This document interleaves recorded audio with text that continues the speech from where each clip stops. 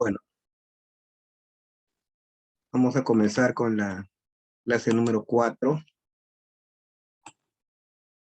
que tiene que ver con una visión panorámica de lo que es la sexología clínica, lo que también hay que ver en Eh, con respecto en biología se habla de sexo, y el sexo viene a ser el conjunto de las peculiaridades que caracterizan a los individuos de una especie, dividiéndose en masculinos y femeninos. Es imposible la reproducción, que caracteriza la diversificación genética. Ahora hay que diferenciar el concepto de sexo de sexualidad, ¿no? Sexualidad viene a ser ya el conjunto de condiciones anatómicas, fisiológicas y psicológicas que caracterizan a cada sexo.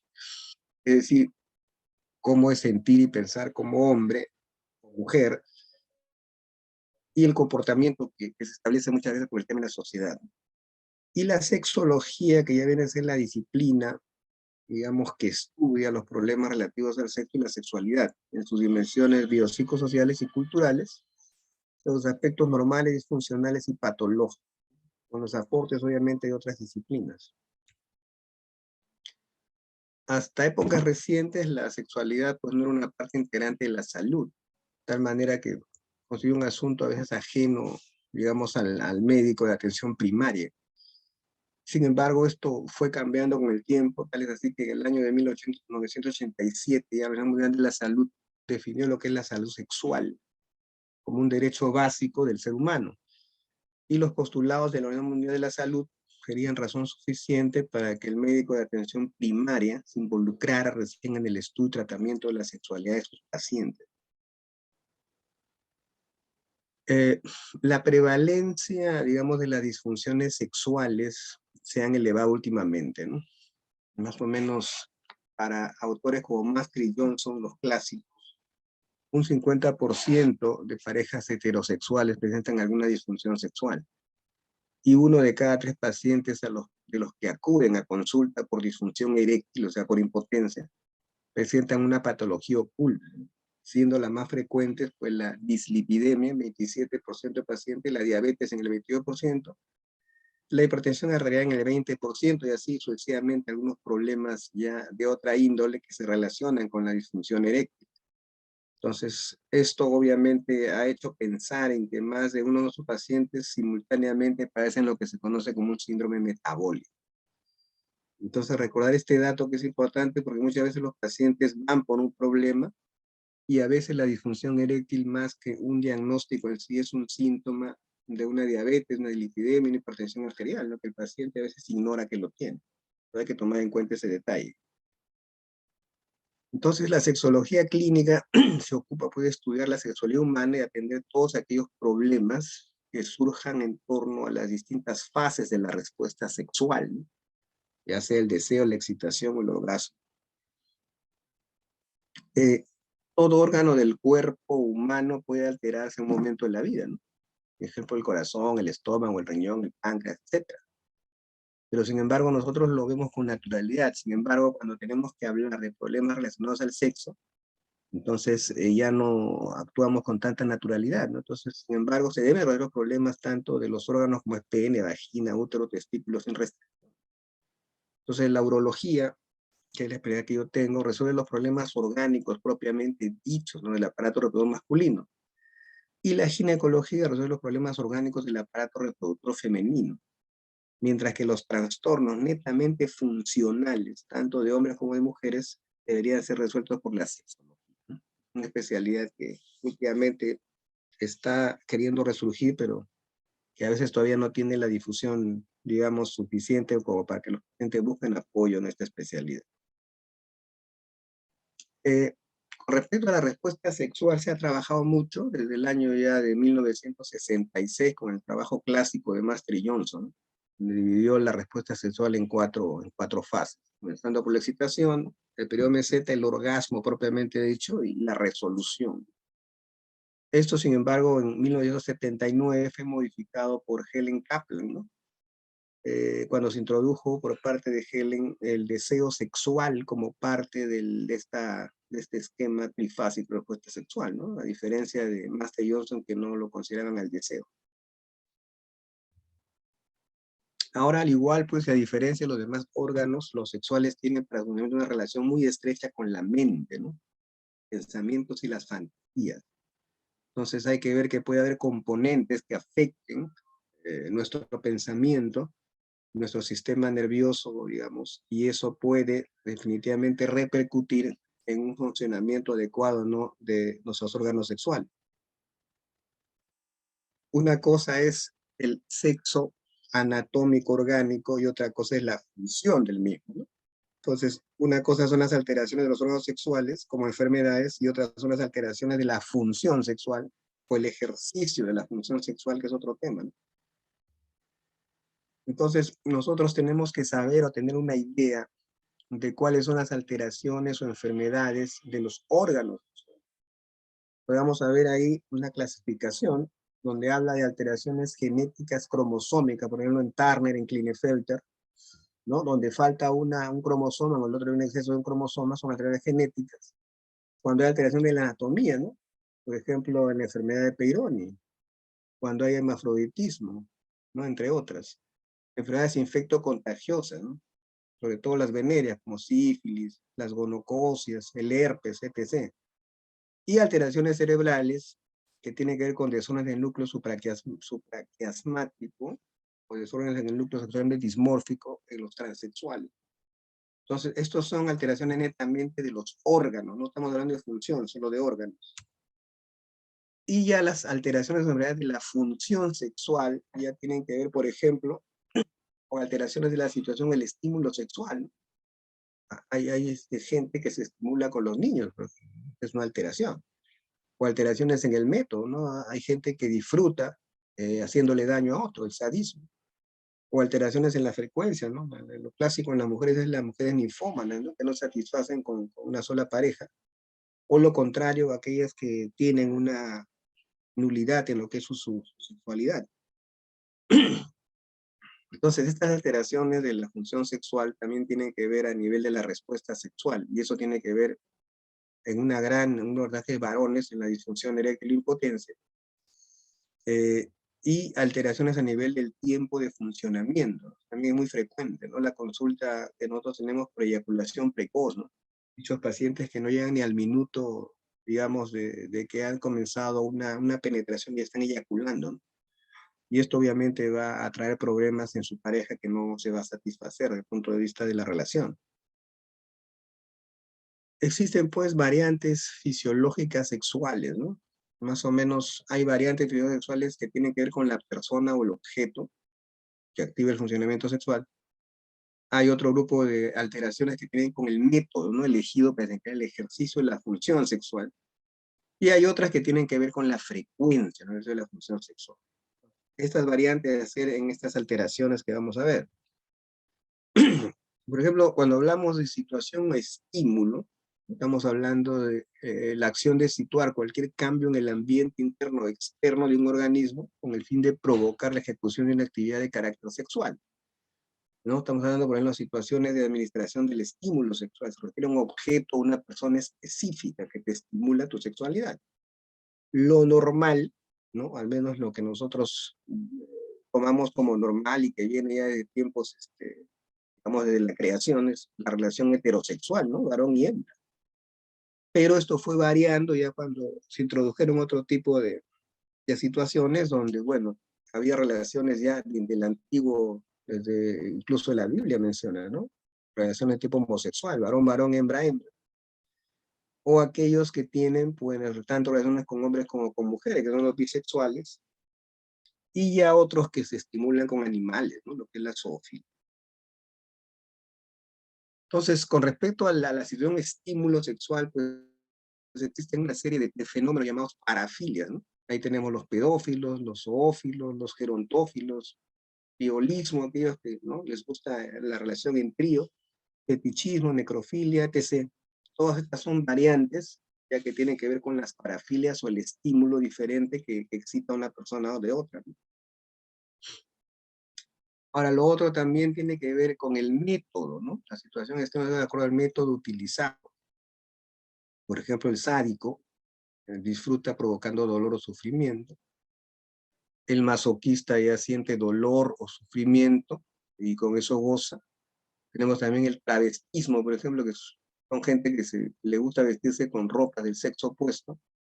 Y el frotismo, que antes se veía más, ¿no? Porque que es gente que frota el cuerpo de las personas de forma disimulada. Y esto pasaba generalmente en los medios de transporte, antiguamente cuando los carros iban más llenos que ahora, ¿no? Entonces, había los bandidos que se podían traer a las mujeres y comenzaban a frotarse, ¿no? Y esto generaba situaciones bochornosas y muchas veces incómodas, y había que cuidar ese tema con las mujeres.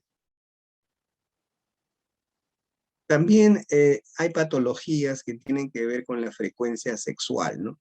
Entonces acá vamos desde aquellas que tienen una frecuencia excesivamente alta, son los hipersexuales, hasta aquellas que tienen una frecuencia excesivamente baja, ¿no? Entonces, lo que más vemos a veces o llama más la atención son los que tienen una frecuencia excesivamente alta, ¿no? En mujeres, las ninfómanas, y en hombres, la satiriasis, ¿no? Entonces, que tienen que ver ya con gente que no se satisface, pues, normalmente con la actividad sexual común y corriente, ¿no? Sino que tienen que aumentar su frecuencia para poder sentirse bien. También existe el tema de lo que es la respuesta sexual, qué patologías están a este nivel de respuesta, ¿no?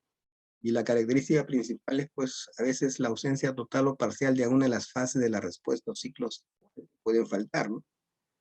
Por ejemplo, a veces hay pacientes en los cuales, pues, no pueden llegar al orgasmo, ¿no? Sobre todo mujeres, la frigidez, ¿no? Entonces, todo eso tiene que ver con problemas en la respuesta sexual y que tiene que ver alteraciones a nivel de las fases que ya les he mencionado. Y también existe el otro grupo ya cuando hablamos de respuesta sexual, ¿no? Entonces estamos hablando ya, por ejemplo, en el varón, la impotencia, la disfunción eréctil, que tiene que ver muchas veces con ausencia de las fases de excitación y meseta que no se dan, y también algunos con incompetencia eyaculatoria y función eyaculatoria, ¿no? Que a veces no llegan a eyacular o no pueden experimentar la fase del orgasmo y no llegan a la fase resolutiva. Entonces, todas esas alteraciones se pueden ver a nivel de, digamos, de la patología variada en lo que es la función sexual. También en patologías en la respuesta de la mujer, por ejemplo, ¿no? La disfunción orgásmica tipo 1, que es la frigidez, que hay ausencia de la fase de excitación y meseta, o la disfunción orgásmica tipo 2, que hay ausencia de la fase orgásmica resolutiva, ¿no? Entonces vamos a ver que existen alteraciones musculares a nivel vulvar en la fase de excitación y alteraciones vasculares a nivel vaginal durante la fase de excitación, ¿no? Entonces, todas estas variantes pueden generar problemas a nivel de la respuesta sexual en una mujer. Y luego también habíamos mencionado y estamos remarcando lo que es lo que tiene que ver con el tiempo de funcionamiento, ¿no? O sea, normalmente es un poco, digamos, complicado decir cuánto tiempo es normal o cuánto tiempo es anormal, o sea, cuánto es poco y cuánto es mucho. Eso va a depender mucho también de cada persona y de su pareja, ¿no? A veces la cosa se complica más cuando digamos, combina una persona que tiene un funcionamiento rápido con una persona que tiene un funcionamiento lento. Entonces, esto se hace una tragedia, ¿no? Porque imagínense cuando el varón es excesivamente rápido y eyacula precozmente antes del minuto, obviamente su pareja no va a disfrutar nunca, va a llegar al orgasmo. Y a veces también existe lo contrario, que es más raro, que es el tiempo excesivamente lento. Digo, que mucho tiempo tardan y a veces no llegan a eyacular, ¿no? Pacientes que pueden demorar una hora, a veces hora y media, y ya también a veces ya la pareja un poco que se cansa y se fatiga, ¿no? Y en mujeres, bueno, el tiempo sencillamente rápido, logramos prematuro, que en algunas también, y el tiempo sencillamente lento que logramos retardado. Logramos prematuro, mientras sea una mujer multiorgásmica, no hay problema, va a tener varios orgasmos, pero el tema es cuando es un orgasmo retardado, ¿no? La cosa se complica. También se han visto disminuciones a nivel de la pareja propiamente. O sea, ¿qué significa? De que el ejercicio de la función sexual en la pareja es probablemente la forma más común de actividad sexual. Esto se realiza en parejas heterosexuales como homosexuales. O sea, en un número de parejas pueden presentar alteraciones durante sus relaciones sexuales, o sea, solo con una persona determinada, pero no cuando se relaciona con otras. O sea, acá ya el problema es propiamente una incompatibilidad con una persona, pero no con el resto. Todo se refiere a esta alteración. Entonces, este tipo de síndrome de disfunción sexual de tipo 1 tiene que ver con aquellas que no pueden o presentan alteraciones de la idea con otra persona distinta a su pareja. Entonces, ellos o ellas a veces se tienen que autogratificar vía la masturbación y más frecuentemente en varones tiene tendencia a hacerse crónico. Y el otro es el síndrome de disfunción sexual tipo 2, donde la capacidad cardíaca funciona con su pareja, pero sí con otras u otros, ¿no? Entonces también acá esto va a generar pues problemas de discordia marital, ¿no? Muchos problemas de pareja que a veces no son sencillos de resolver. Bueno, hasta ahí hemos hecho un resumen de la primera parte, ¿no? Que tiene que ver con estas patologías, para que tengan una idea de la variedad. Obviamente nosotros no vamos a ser sexólogos, pero hay que conocer y tener claro el tema que tiene que ver con estas patologías, ¿no? Gabriela, ¿estás ahí?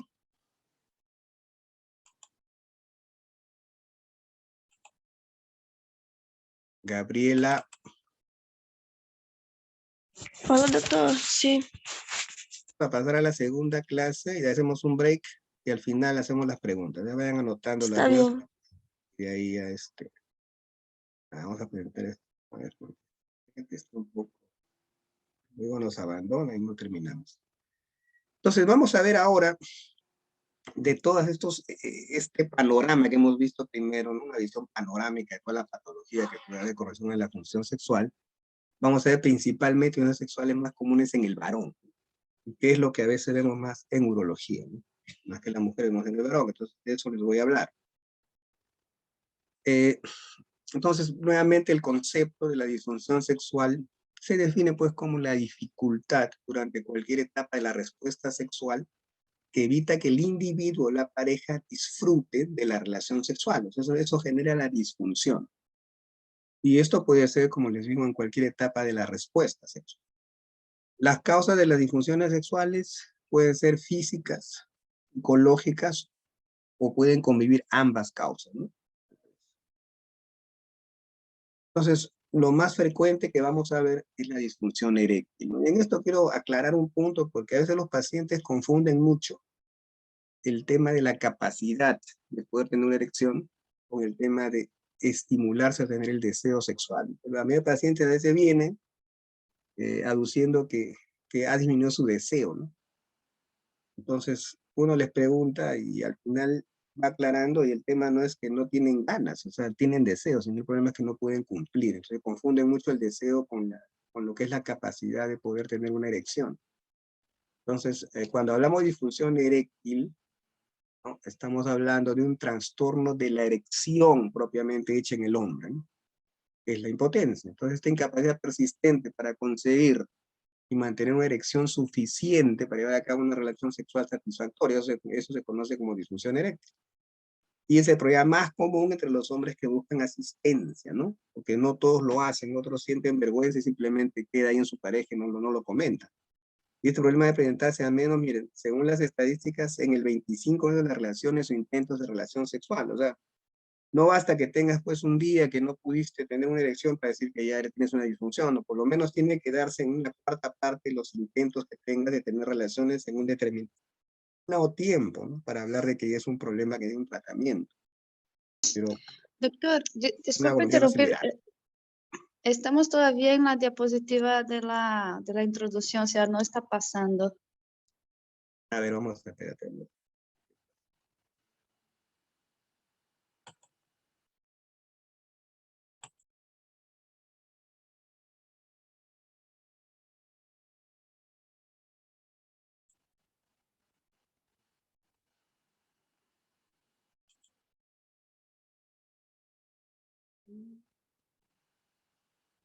Ahí se ve la diapositiva de ¿Puede disfunción intentar sexual. pasarlo para ver si se... O sea, sí no vemos, pero vemos la visión panorámica de sexología clínica. No vemos lo demás. Acá me aparece arriba esa barra de función.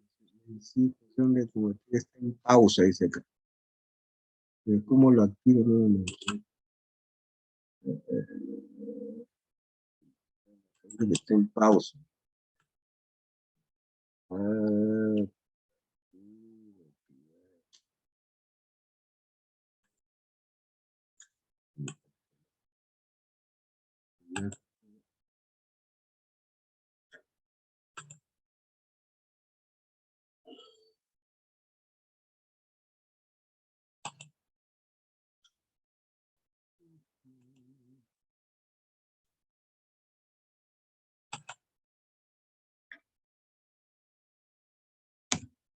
Ahí se ve. Este es el anterior, ¿no? Sí, se ve la diapo anterior. Pero esa es la otra. Espérate, voy a cerrar esto un rato.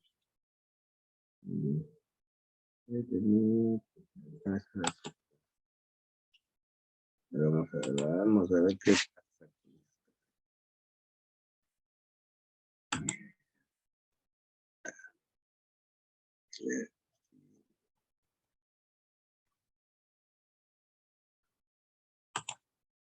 Ahí, Ahora sí, Doc, disfunción sexual. ya esa ya les había dicho, ¿no? Entonces, la que sigue aparece, disfunción eréctil. Sí aparece. Listo, entonces continuamos. Entonces les decía, bueno, voy a hacer un recordar y lo que ya había comentado, que la disfunción pues ya se entiende como un problema cuando se repite con frecuencia, y por lo menos tiene que ser en la cuarta parte de relaciones o intentos en un determinado tiempo. Puede ser en un mes, en 2 meses. Tanto los intentos, por lo menos la cuarta parte terminaron de disfunción, para nosotros hablar de una disfunción eréctil, porque puede ser una sola vez y eso, pues una gonorrea no es el verano, no es que ya el paciente sea impotente. Entonces siempre hay que ver ese tema de la frecuencia para hacer el diagnóstico. La disfunción eréctil es un trastorno de alta prevalencia a nivel mundial que se incrementa con la edad, lamentablemente, ¿no? Se ha demostrado que la disfunción eréctil es el primer indicador clínico y marcador de una disfunción endotelial, así como de enfermedad cardiovascular en el varón maduro, e incluso sería recomendable además tratar un síndrome metabólico de fondo. Yo por eso decía, a veces el problema de la disfunción eréctil, más que un problema, es un síntoma, ¿no? Porque detrás de eso, ese paciente varón, generalmente ya que está entrando a la, digamos, después de los 40, 50 años, está entrando en un síndrome metabólico, ¿no? Tiene otros problemas agregados que hay que controlar. Entonces, algunos de los estudios relacionan la disfunción eréctil con la edad, ¿no? Que se incrementa con la edad, por eso que más o menos se ve mayor prevalencia en pacientes después de los 60 años. Entonces, eso implica de que a veces nosotros tenemos que tratar de vivir una vida saludable. Vamos a ver que el síndrome metabólico es muy frecuente en estos pacientes. Es decir, son pacientes con sobrepeso, con problemas de presión arterial no controlada, diabéticos. Se genera todo un problema que muchas veces tiene que ver con una vida muy sedentaria y con algunas costumbres, digamos, dietéticas negativas. Por eso que nosotros tenemos como iglesia adventista, y esto es algo de lo cual debemos sentirnos, lo que debemos estar orgullosos, de que tenemos el principio, ¿no? De lo que es la alimentación, la sana alimentación, pero hay que practicarla, ¿no? Van a ver que ustedes practican eso, pues estos problemas se van a hacer menos frecuentes en nuestra población adventista, por lo menos, ¿no? Entonces hay que tener en cuenta que esto de la reforma por salud no es algo que es opcional, debe ser parte de nuestra vida. Entonces, cuando hablamos de causas de la disfunción eréctil, nuevamente vamos a ver que una de las principales causas endocrinológicas es la diabetes. Entonces, generalmente cuando los pacientes llegan a la consulta, ya a consultar por un tema, digamos, intenso, importante, disfunción eréctil, a veces muchos de ellos no saben que son diabéticos. Si uno le hace una prueba de glucosa y está volando. Entonces, digamos, ese es el primer problema que hay que tratar, porque si no, no va a mejorar la disfunción eréctil si le damos un kilo de sildenafil, ¿no? Entonces se calcula más o menos una prevalencia de disfunción eréctil de hasta el 50%, ¿no? Digamos que puede deberse principalmente por daño en los nervios y por problemas en la circulación. O sea, la diabetes es una enfermedad que te afecta la parte neurológica y vascular, ¿no? En esa persona. Y eso es terrible para poder tener una función eréctil adecuada. Entonces, los factores de riesgo mayores para la disfunción eréctil, ¿no? Vamos a ver ahí que tienen que ver con el síndrome metabólico, es decir, la presión arterial. Son pacientes que comienzan a hacer cuadros de hipertensión. Luego el nivel de litio, triglicéridos, ¿no? Y hacen hipertrigliceridemia, o sea, con cifras superiores a 150 gramos por decilitro. y la glucosa siempre es superior o igual a 100 miligramos por litro. O sea, el paciente cuando viene a la consulta, siempre explíquenle cuando le hagan un examen de glucosa, cuál es la cifra ideal, ¿no? Porque los pacientes ya vienen a veces con 105, 110, todavía no está elevada, pero ya está en prediabetes. Es que si no hace algo por eso, va a terminar siendo un diabético y eso le va a conllevar a su vez que tenga problemas de erección. Y lo otro, pues son pacientes con sobrepeso, ¿no? O se asocia mucho el perímetro a nivel de la cintura, ¿no? Cuando es mayor a 100 centímetros en hombres, es un condicionante importante para tener un síndrome metabólico y por lo tanto una disfunción eréctil.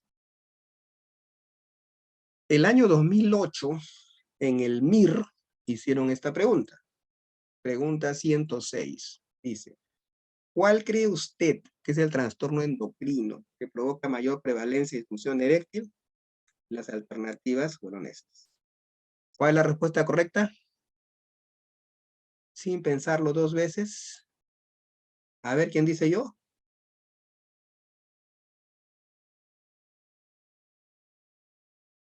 ¿Me escuchan, Gabriela? Sí, lo escuchamos, Doc. Sería ¿Cuál la es la 1, respuesta? diabetes Claro, mellitus. fue la diabetes. No necesito ni leer las otras cuatro. Ya de cajón hay diabetes. La primera causa de disfunción eréctil.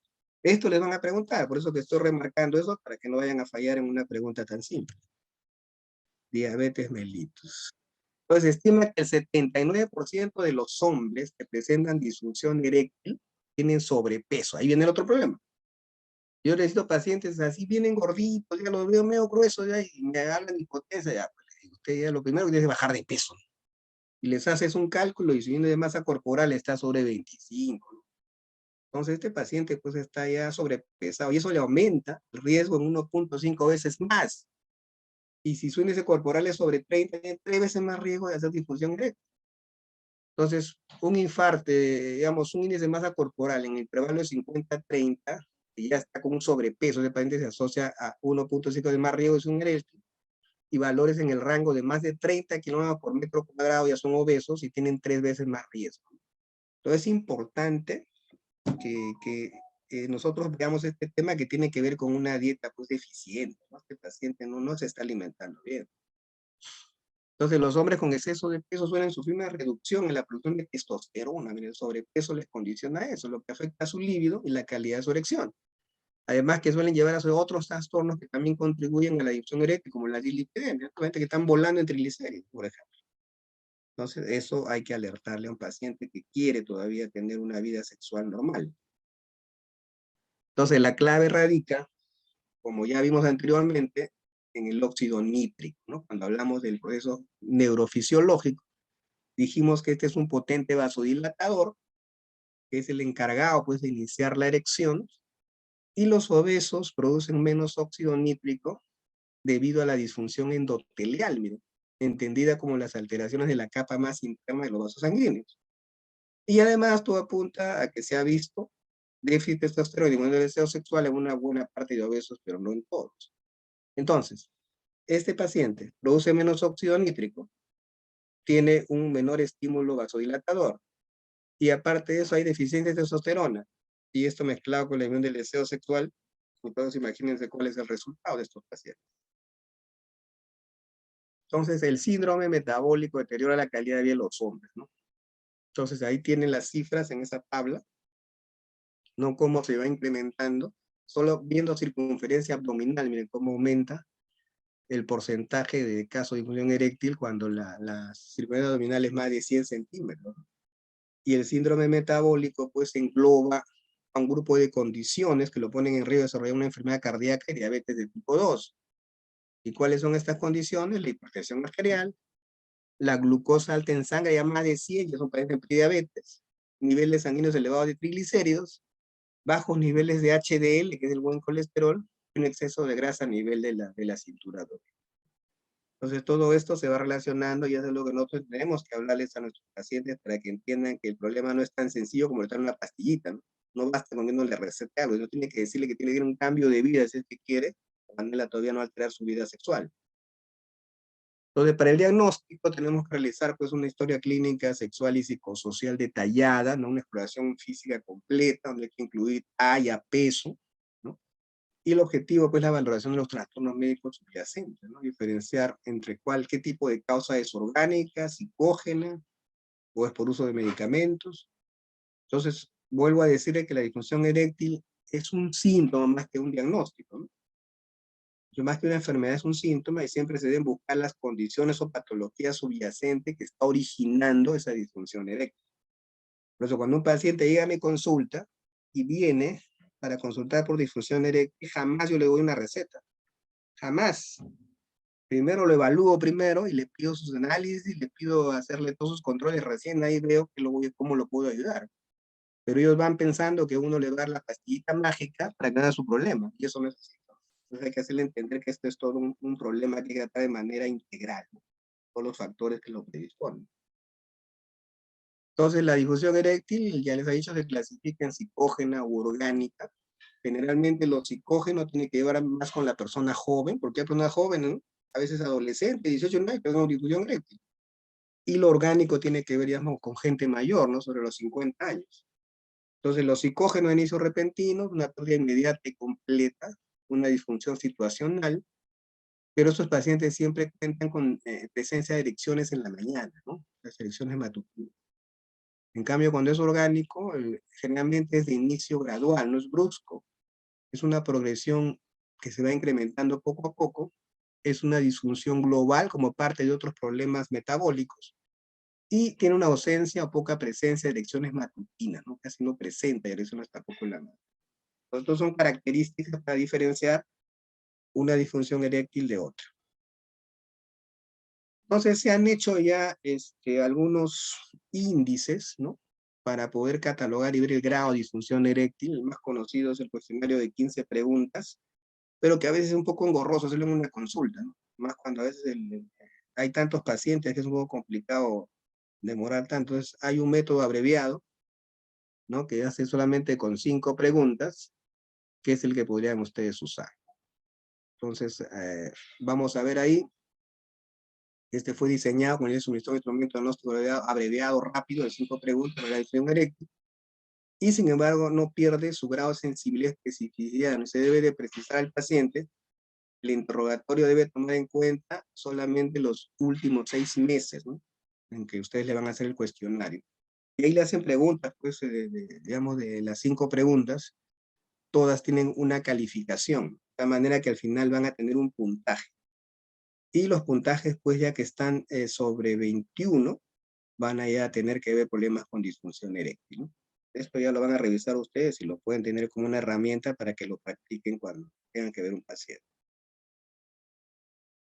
Bueno, con respecto ya al examen de estos pacientes, siempre hay que considerar la presión, porque digo que hay pacientes que hacen hipertensión, cómo están los pulsos femorales y pedales, cuál es el peso y talla, hay que hacerle el índice de masa corporal, hay que medir cuál es la circunferencia que tienen a nivel del abdomen. A veces algunos traen, pues, problemas endocrinos asociados como ginecomastia, ¿no? Entonces hay que examinar también a veces genitales, pene, testículos, incluso hasta cuando el paciente lo permite hacerle un tacto rectal. Y descartar, pues, problemas de hipogonadismo, problemas como que ven ahí la enfermedad de Peyronie, ¿no? Donde se ve donde se ve acá una alteración en la longitud del pene, ¿no? Entonces son problemas que ya pueden complicar más el tema de la disfunción eréctil. Entonces, aparte de eso, hay que pedir los exámenes de laboratorio, ¿no? Todo lo que es la química sanguínea, la glucosa en ayunas, hay que ver su biometría hemática, el perfil lipídico, cómo están los triglicéridos, el dosaje de testosterona, ¿no? Estos 5 primeros son sí o sí hay que hacerle el paciente. Ya los de acá, prolactina, tiroides, PSA, estos ya son opcionales, ¿no? Pero los 5 primeros al menos deberíamos hacerle de rutina todo. Entonces, ¿cómo manejamos de una vez el diagnóstico la disfunción eréctil? Entonces, normalmente los principios de manejo al inicio, el reconocimiento de la disfunción eréctil es un signo de alarma, enfermedad una vascular silente, siempre hay que ver eso. Son hombres que tienen disfunción eréctil sin síntomas cardíacos, ya tiene una enfermedad vascular, ¿no? Que hay que tomar en cuenta. Entonces, sobre esto, como les digo, muchos se preguntan, ¿no? En el MIR en el 2005 también preguntaron en la pregunta 108 dice, varón de 78 años, sexualmente activo, que acude a nuestra consulta por impotencia de reciente comienzo. Sus erecciones han sido progresivamente menos intensas hasta impedir la penetración. Tiene antecedentes de cardiopatía isquémica y hipertensión y ha estado tomando aspirina y atenolol desde hace años. Dice que no es diabético. ¿Cuál de las siguientes es la causa más probable de disfunción eréctil en este paciente? ¿Qué alternativa les dieron? No, esas fueron las 5 alternativas que le dieron. Léalo bien y piensen cuál sería la respuesta adecuada en esa pregunta. Dice que no es diabético, ¿no?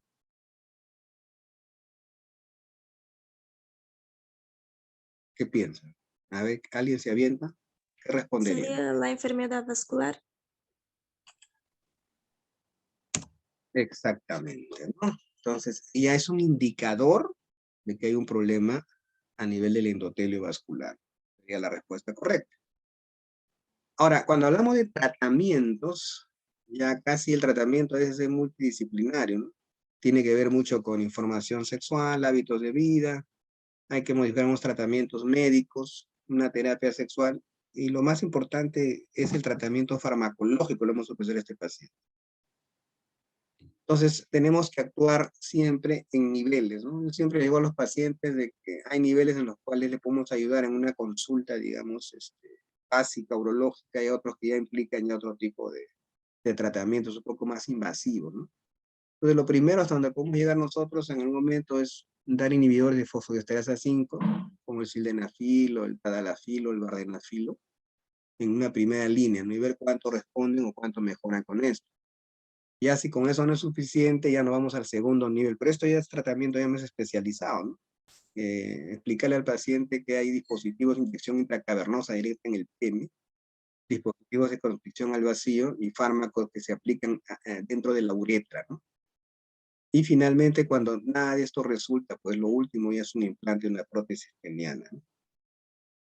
Bueno, hasta ahí para que tengan una idea, así bien amplia de lo rápida, lo que es la disfunción eréctil. Entonces, les voy a dar unos minutos para que puedan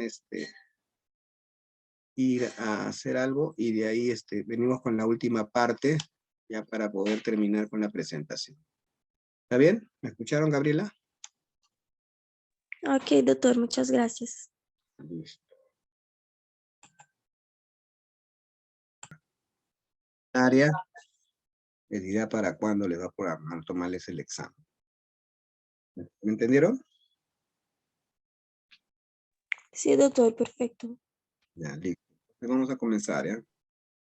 Vamos a hablar ahora de las enfermedades de transmisión sexual o antiguamente además enfermedades venéreas. Vamos a hacerlo en 2 partes. Ahora vamos a tocar la primera y a la próxima clase, que espero sea el miércoles, para que continuemos con la segunda parte.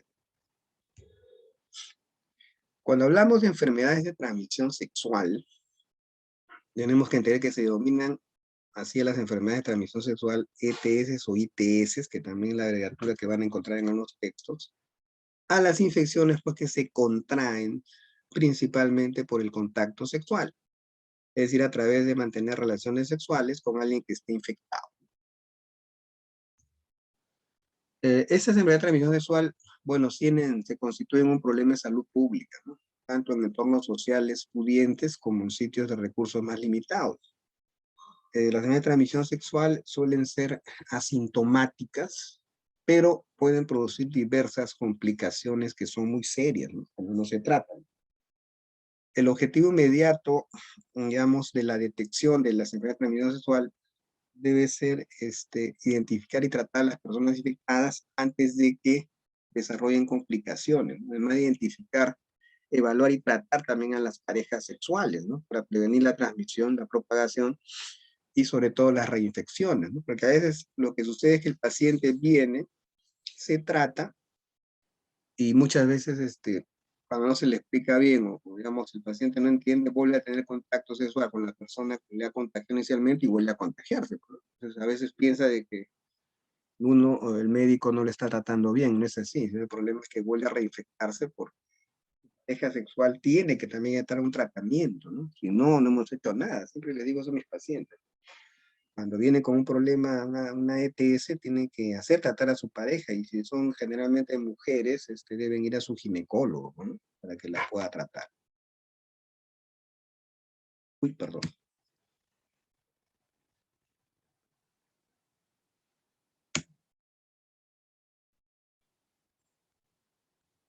Bueno, entonces vamos a ver que las enfermedades venéreas, por la transmisión sexual, no, el nombre antiguamente era venerias porque viene de la diosa del amor que es Venus, ¿no? Que tiene que ver con el deleite sexual, entonces de ahí se calificó como veneria.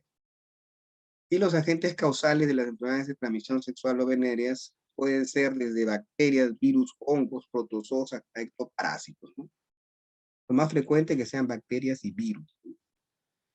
Se clasifican de una manera incurables e incurables, ¿no? Obviamente tampoco hay que pensar que las incurables realmente lo van a matar al paciente. Estamos hablando desde el punto de vista de cura, de desaparición de la enfermedad. Curables son generalmente lesiones bacterianas, ¿no? De los genitales, que al ser diagnosticadas a tiempo, los pacientes pueden hacer un tratamiento específico y pueden ser curados totalmente, ¿no? Y las incurables tienen que ver con problemas ya de tipo viral, ¿no? Que causan una enfermedad, digamos, crónica, de aparición intermitente. Los pacientes pueden ir a un tratamiento para mejorar y evitar complicaciones, y igual el virus permanecerá en su cuerpo durante toda su vida. Ese es el caso del herpes, por ejemplo, ¿no? Que prácticamente nunca va a desaparecer, y hay que explicarle eso al paciente para que acepte su situación. Dentro de las ETS curables tenemos la clamidiasis, la sífilis, la gonorrea, el cancro blando y la vulvovaginitis en las mujeres. Y dentro de las incurables, pues ahí tenemos el VIH, que ahora, gracias a Dios, ya no es tan mortal como antes, se puede controlar. El VPH, el virus del papiloma humano, ¿no? La hepatitis de tipo B y el herpes genital, ¿no? Que es de repente uno de los más frecuentes que vemos en la práctica. Entonces, ¿cómo es el manejo de caso de una enfermedad de transmisión sexual?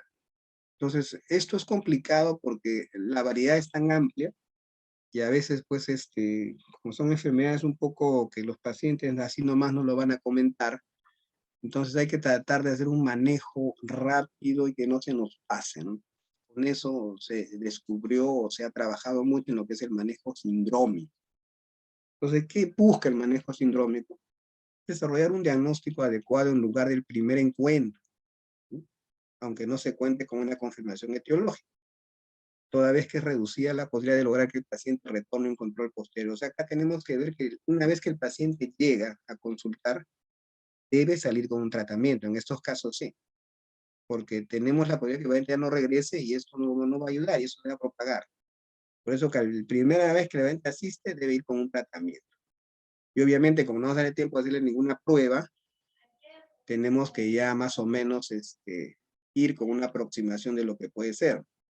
Entonces, se brinda un tratamiento rápido y oportuno con esquema de dosis única, generalmente en los casos que sea posible, y cuya eficacia puede ser igual o mayor al 95%. Entonces, dentro de este manejo sindrómico, también se incluye el manejo de las 4C. ¿Qué son las 4C? La consejería para el cambio de conductas hacia comportamientos de menor riesgo, el cumplimiento del tratamiento, los contactos, su ubicación y manejo, y el uso de condones en lo que se refiere a hablar de la prevención. Muchas de estas personas no van a cambiar sus costumbres, pero sí pueden tener cuidado de no exponerse al menos usando un protector, ¿no? Entonces, dentro de este manejo sindrómico, el primero que vamos a ver en esta clase es el síndrome de descarga uretral. Entonces, los signos y síntomas más frecuentes con los que estos pacientes es la disuria. ¿Qué es la disuria? El ardor al momento de miccionar, el ardor en el conducto, ¿no?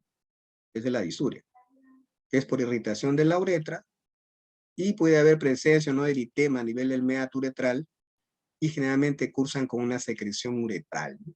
Entonces, disuria más secreción uretral, síndrome de descarga uretral. ¿Y quiénes lo causan? Tenemos allá la clamidia trachomatis, la Neisseria gonorrea, que es uno de los más frecuentes, el Mycoplasma genitalium, la Trichomona vaginalis, y usualmente se recomienda por eso un tratamiento combinado hasta con 3 antibióticos, ¿no? Para no fallar en el manejo sindrómico. Entonces tenemos el más común en el varón, la gonorrea, uretritis gonocócica, ¿no?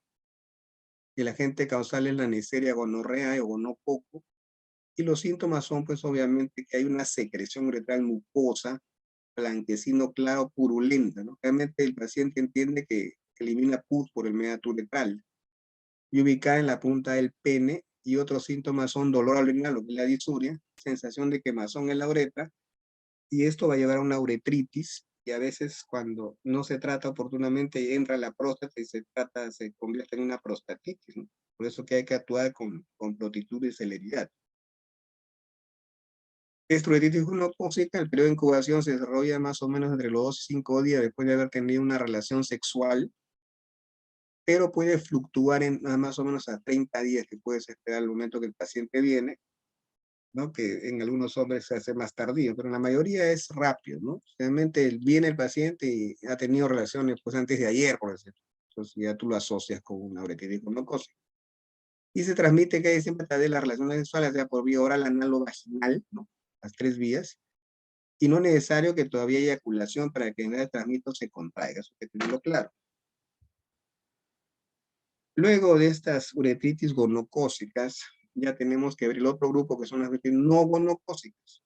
Y dentro de eso está la clamidia, ¿no? La clamidiasis, que es una infección de transmisión sexual producida por la bacteria Clamidia trachomatis, la cual también puede causar otras infecciones como el linfogranuloma venéreo y la enfermedad inflamatoria pélvica. Las primeras manifestaciones de los síntomas usualmente se presentan entre la primera y la tercera semana luego del contagio. Sin embargo, en muchos de los casos, esta puede causar totalmente asintomática. Eso es lo peligroso. Y puede transmitirse de las relaciones sexuales por vía vaginal, anal y oral, ¿no? Por los 3 mecanismos. Entonces, esta Clamidia trachomatis es una bacteria intracelular, ¿no? Obligada, que infecta solo a los humanos, ¿no? Y causa además tracoma y ceguera. También tiene síntomas a nivel del aparato visual. Infecciones oculogenitales y neumonías también puede dar. Algunos individuos desarrollan hasta una artritis reactiva, ¿no? Que es difícil de curar. Entonces, ¿qué daño puede provocar a nivel de los genitales? Generalmente una uretritis o una inflamación de la uretra, ¿no? Generalmente es lo más frecuente. Miren acá la descarga, ¿no? A diferencia de uretritis gonocócica, la descarga es más mucosa, ¿no? En cambio, la uretritis gonocócica es más purulenta. ¿Qué diferencia pueden encontrar? Esta clamidia, sus síntomas pueden ser pues dolor durante relaciones sexuales, fiebre, sensación de ardor al orinar con descarga uretral mucosa leve, como vemos en la diapositiva, dolor, picazón, sangrado y o secreción de mucosidad del recto, ¿no? Lo que se puede producir con una proctitis anal, miren ahí en las 2 primeras diapositivas. Y en el contagio por sexo oral pueden aparecer úlceras a nivel de los labios y la boca, ¿no? Miren ahí en las imágenes. Una clamidiasis. El tratamiento sindrómico de esta descarga uretral en general, ¿no? Entonces, dada la frecuencia de las infecciones por gonorrea y clamidia, hay que asociar el tratamiento para estas 2 patologías.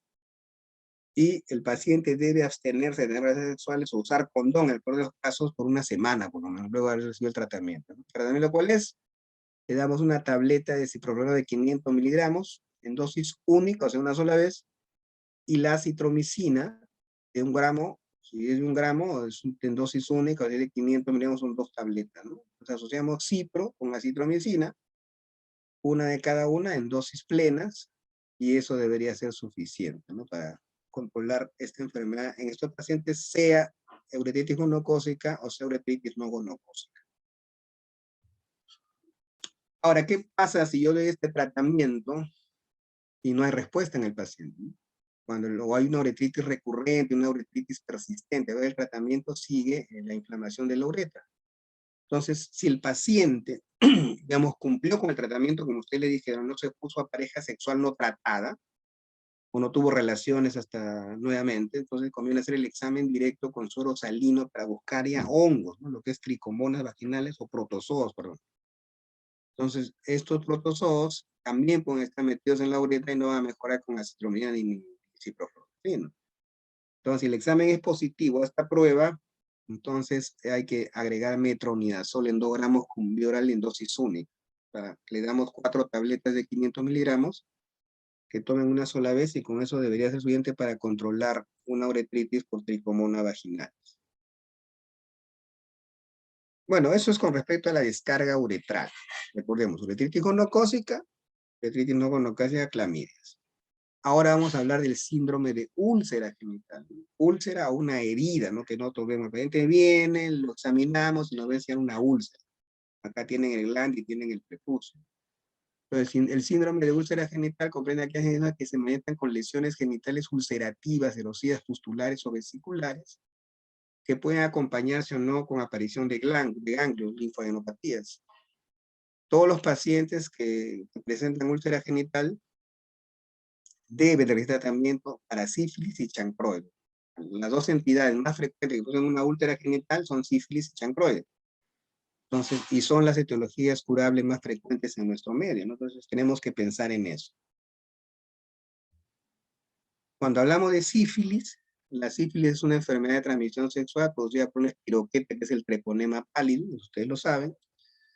La vía de transmisión a través de piel, mucosas o transplacentaria también, de la madre al hijo, se transmite por relaciones sexuales sin protección con una orina infectada, o por un beso húmedo si se da a una persona que presenta una lesión sifilítica en los labios o en la mucosa de la boca, y por transfusión cuando el donante tiene la enfermedad. No olvidar que también se puede producir a través del embarazo cuando el bebé está en el útero. Entonces, esta bacteria causa la infección al penetrar en la piel o en las membranas, como ven acá, ¿no? Por lo general de los genitales, ¿no? Y se ha formado la úlcera. ¿Cuáles son los signos, no? Entonces, en el hombre, la primera señal de la sífilis puede ser la aparición de una úlcera ovalada, como ven acá, sobre el pene, pero es indolora, ¿no? Por eso que se le llama chancro duro indoloro, a diferenciarlo de otra entidad. Este no produce dolor. Y a veces las úlceras pueden pasar desapercibidas, pues no son dolorosas. Y usualmente desaparecen espontáneamente, ¿no? A veces cuando el paciente espera y ya demora en atenderse, y ya cuando quiere ir ya no lo tiene, ya se quedó tranquilo con eso. Entonces, generalmente pueden desaparecer después de 3 a 6 semanas sin que el paciente necesariamente recurra a un tratamiento. Entonces, el chancro es una ulceración con tendencia pues, a extenderse y destruir los tejidos vecinos, y es de origen venéreo sifilítico cuando es un chancro duro indoloro, recuerdo. En la mujer, el chancro sifilítico suele presentarse en el perineo, miren acá, ¿no? En el varón generalmente pues se presenta en el pene, ¿no? Sea glande o sea parte del prepucio. ¿Cuáles son los síntomas de la sífilis? Entonces, después de muchos años, si un paciente infectado con sífilis no recibe tratamiento, puede presentar problemas en el cerebro o en la médula espinal, ¿no? Acá vienen las complicaciones. La sífilis también puede comprometer el corazón y otros órganos. Algunas personas con sífilis no tienen ningún síntoma de infección muchas veces, y en otras los signos pueden ser tan leves que pasan desapercibidos, ¿no? Pero te van a generar complicaciones. O sea, incluso aún si no presenta estigmas o si los mismos desaparecen por primera cuenta, los gérmenes pueden continuar vivos, ¿no? Haciendo daño. De tal manera que el paciente después de muchos años, puede ser catalogado pues como una sífilis latente, ¿no? Entonces, para hacer el diagnóstico, tenemos que realizar las pruebas serológicas, que son de dos tipos, las pruebas serológicas no treponémicas y treponémicas. Siempre vamos en orden, ¿no? Primero le vamos a hacer una prueba no treponémica, pues un RPR o un BDRL, que es lo más común que pedimos, que tienen anticuerpos no específicos. Las pruebas son positivas después de los 4 a 7 días de la aparición del chancro y son siempre positivas en la sífilis secundaria. En el periodo de latencia pueden aparecer negativas, ¿no? Se hacen de nuevo positivas solo en el 70% de los casos de la sífilis ya terciaria. Y existen falsos positivos, por eso un resultado positivo siempre tiene que ser confirmado, o sea, ¿no? Por una segunda prueba específica que tiene que ser treponémica. Dentro de la prueba treponémica tenemos la FTA, ¿no? Que detectan anticuerpos específicos contra la bacteria que produce la sífilis, y se utilizan pues para confirmar la posibilidad de una prueba no treponémica, ¿no? Ese es el orden. Una vez que se hace positivo, puede permanecer así de por vida, incluso por el tratamiento. O sea, a veces muchos medios quieren evaluar y piensan que va a desaparecer la cifra de pruebas del FTA. No va a desaparecer, muchas veces se queda positivo de por vida. Entonces, eso no se preocupe. Lo que tienen que ver es la evaluación clínica. ¿no? Salvo algunos casos de sífilis tratada de forma muy precoz, ¿no? Con respecto a la evolución de la enfermedad, el periodo de incubación generalmente es de 3 semanas, 21 días, ¿no? Tenemos una sífilis primaria, secundaria y terciaria. La primaria aparece unas 3 semanas después de la aparición del chancro duro. Esta lesión aparece en cualquier sitio expuesto al contacto, más frecuentemente en el glande o el prepucio, y a veces puede pasar inadvertida, ¿no? Y luego hay un discreto aumento del volumen de los ganglios inguinales. Hay adenopatía inguinal. Ese es en el cuadro de sífilis primaria a las 3 semanas. La sífilis secundaria más o menos se produce después de las 9 semanas, después de haber tenido el contacto. Y la terciaria sí ya va a necesitar por lo menos de 3 años para arriba, hasta 15 años después de la infección, y ahí sí van a aparecer síntomas de daño en el cerebro, sistema nervioso, corazón y hueso, ¿no? Que es lo más delicado. Entonces tenemos la etapa 1, mira, lesión, 3 a 90 después de la exposición, el sarpullido en el cuerpo en la etapa 2, 4 a 10 semanas con la infección inicial, y ya cuando compromete otros órganos internos, ya la etapa 3, 3 a 15 años después de la infección inicial. Esto creo que es la última, ¿no? Entonces, dentro de las etapas, en la práctica, nosotros lo dividimos en una sífilis precoz o temprana y una sífilis tardía. La sífilis precoz o temprana generalmente es infecciosa y la enfermedad dentro del primero o segundo año y comprende los periodos primario, secundario y latente precoz. Y la sífilis tardía o no infecciosa ocurre después de este tiempo y abarca los periodos de latencia tardía, sífilis cardiovascular y neurosífilis, ¿no? Que ya es una sífilis terciaria. Bueno, con respecto a esto, también se pregunta mucho. En el examen nacional de medicina acá en nuestro país, el 2008, preguntaron sobre eso. Pregunta 42, el varón de 30 años de edad con múltiples parejas sexuales, pude con 10 días de enfermedad, tratar una úlcera única en glande, limpia, indolora y de bordes elevados. ¿Cuál es el diagnóstico más probable? Preguntaron. Respuesta correcta, ¿cuál sería? Sífilis. Claro, tratar una úlcera única, limpia, indolora, o sea, el chancro duro, indoloro, ¿no? Entonces estamos pensando en un... Luego, otra pregunta con relación a lo mismo, decía, varón de 30 años de edad, acude ya por úlcera genital en glande de 10 días de evolución, con antecedentes de múltiples parejas sexuales, tiene un BDRL reactivo en 2 ilusiones. ¿Cuál es el examen que confirma el diagnóstico? A ver qué alternativa les dieron. ¿Cuál sería la respuesta correcta? De acuerdo a lo que hemos hablado.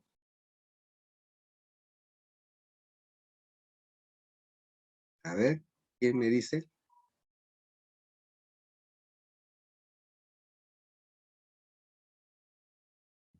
La C. Claro, estamos hablando de, el BDRL es una prueba treponémica, ¿no? Perdón, no treponémica, es inespecífica. Dijimos cuando sale positiva hay que confirmarlo con una prueba treponémica. Y la única prueba treponémica, ¿cuál sería acá? El FTA, ¿no? Entonces, eso es la respuesta correcta. Bueno, hasta ahí hemos visto la primera parte de la enfermedad de transmisión sexual en el varón. Y esto ya corresponde, como les decía, a la segunda evaluación, pero hemos avanzado hasta ahí. Ahora sí, desearía pues que ustedes me manifiesten alguna duda que haya quedado de las exposiciones que hemos presentado. Les he hecho un resumen así escueto, pero de las partes más importantes que deben saber. Esto hay un montón con lo que tienen ustedes que leer, pero al menos esto que les he dado ahora, no lo deben olvidar. Le va a servir mucho para su práctica, digamos, profesional, ¿no? Doc, una consulta. Sí, escucho. ¿Qué mecanismos fisiopatológicos intervienen en una eyaculación retardada? Cuando hablamos de una eyaculación retardada, ya hay que ver también los problemas de tipo neurológicos. Igual, la causa también tiene que ver con problemas neurológicos y vasculares, pero más con problemas neurológicos. A veces hay un problema de insensibilidad, ¿no? A nivel sobre todo de lo que es el glande. Entonces, cuando hay una buena sensibilidad es un poco difícil, ¿no? Que el paciente pueda llegar a tener un orgasmo oportunamente, ¿no? Una eyaculación. Esto también funciona en la eyaculación precoz, ¿no? Por ejemplo, se ha visto en pacientes con eyaculación precoz que tú le das, o en general, aunque no tenga eyaculación precoz, tú le das, por ejemplo, una tableta de tramadol de 50 miligramos. El tramadol es un analgésico, ¿no? Y a la vez te va a quitar la sensibilidad. Entonces el paciente toma unas 2 horas antes y por lo menos va a rendir al doble, ¿no? Si antes demoraba 5 minutos, por lo menos 10 minutos va a demorar. Y esto se ve en la práctica, a veces le da a los pacientes.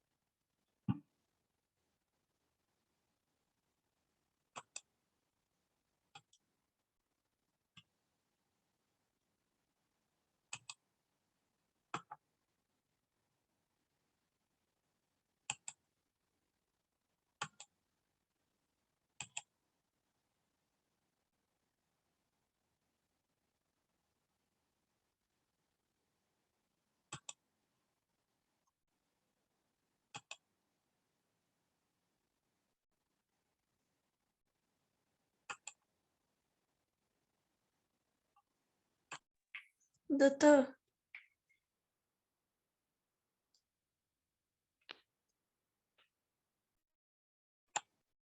Escucho.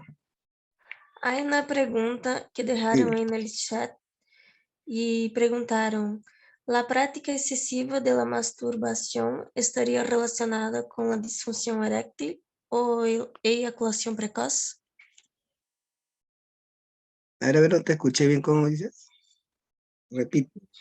Ya, preguntaron en el chat lo siguiente, ¿la práctica excesiva de la masturbación estaría relacionada con la disfunción eréctil o eyaculación precoz? Bueno, estoy hablando de la masturbación, creo me dice, ¿no? Bueno, la verdad que y en la masturbación hay que tener en cuenta, pues, las cosas que pueden pasar, ¿no?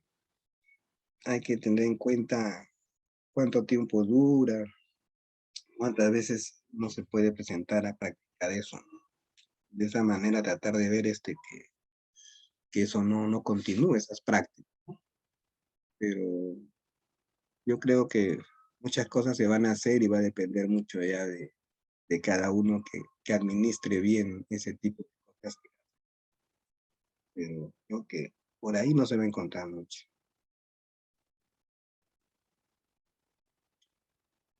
¿Algo más? ¿Alguna otra pregunta?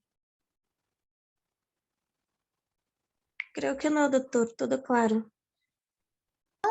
Doc, tenho uma pergunta. Dime. Quando eu estava explicando com respeito também a la disfunção eréctil, ¿no? Que primero es bueno ver el estilo de vida de la persona.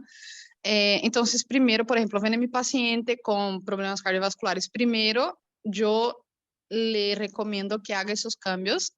Posteriormente, lo reevalúo y ahí veo un medicamento para su caso o concomitantemente al cambio de estilo de vida también ya podría estar dando algún tipo de medicación. ¿Cuál es la inquietud? No te entiendo. ¿Qué es lo que quería saber?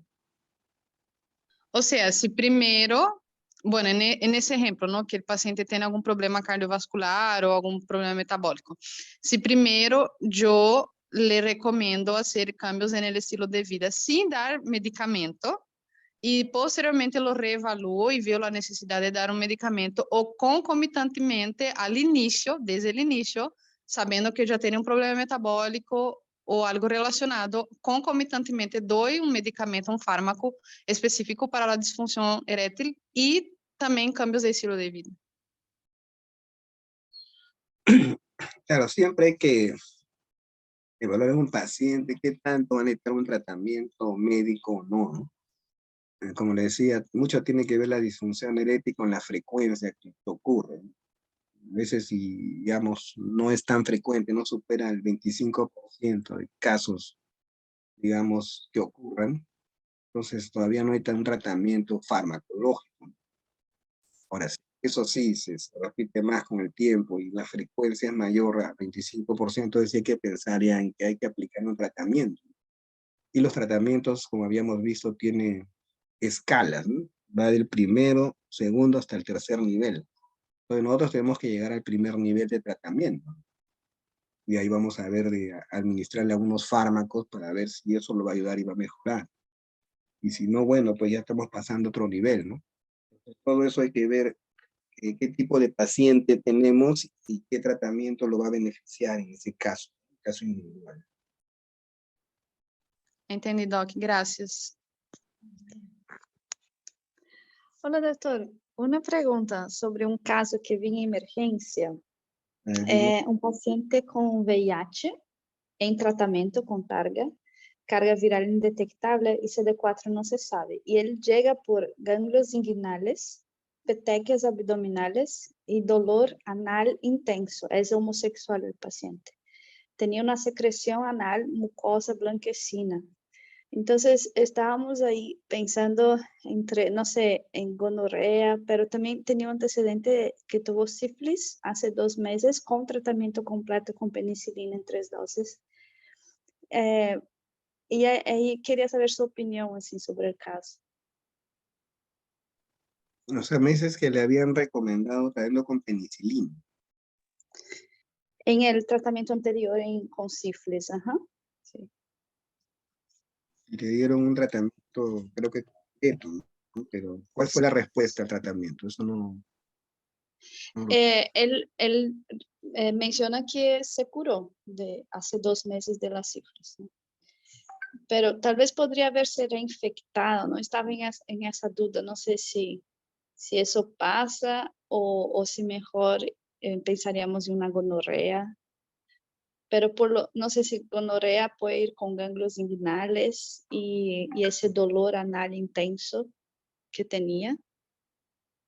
Bueno, en esos casos siempre hay que ver al paciente y tratar de ver qué problema de fondo tiene, ¿no?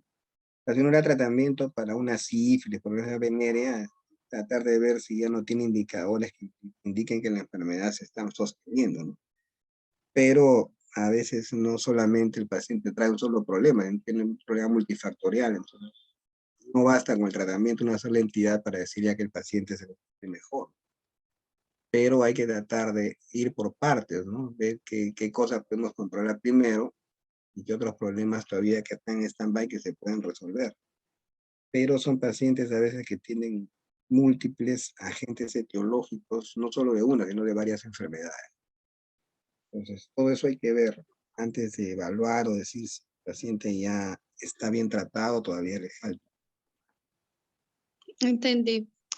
Y doctor, las petequias abdominales pueden ser, o sea, una gonorrea me podría ir con petequias.